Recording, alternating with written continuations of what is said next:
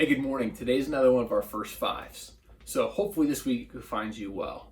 The truth is, this week's spiritual practice that we're talking about is probably one of all of our favorites. The idea of celebration. The idea that God invites us to celebrate, to throw parties.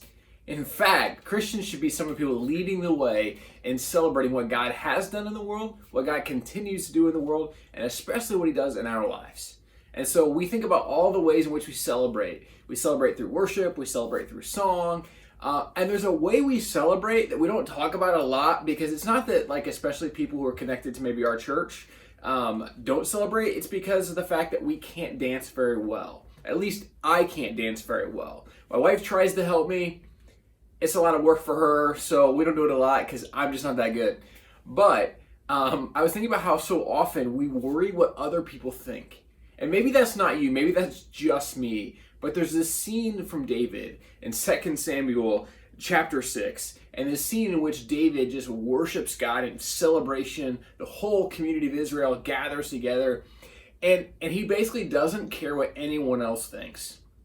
He's going to celebrate what God has done for his people. And I don't know about you, but man, how much easier life is when I don't care what other people think of me. Right? I know even when we think about it in church, sometimes we see people raise their hand and they'll do kind of like the pseudo hand raise, like, I don't want to see this. You got people whose hands are raised and they're like really into it. Part of it for me is this self-conscious, like, ooh, is someone going to see me? But then there's also the part of me where, like, is this really an act of worship for me? And I'm not passing judgment on me or anyone else.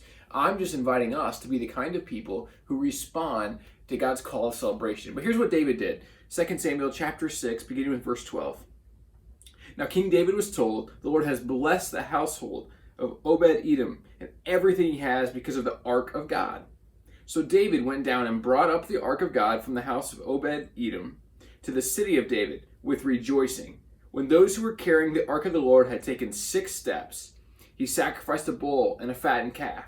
David, wearing a linen ephod, danced before the Lord with all his might, while he and the entire house of Israel brought up the ark of the Lord with shouts and the sound of trumpets.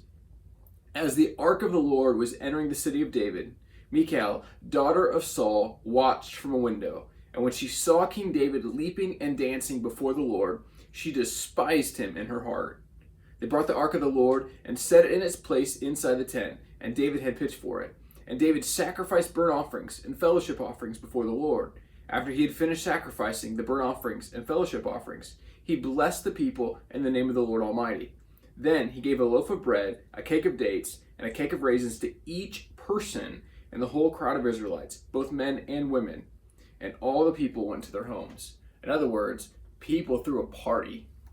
And David didn't care what anyone else thought of him, and so he danced with all his heart, with all his might, because of what God had done and what God's presence meant to him and his people.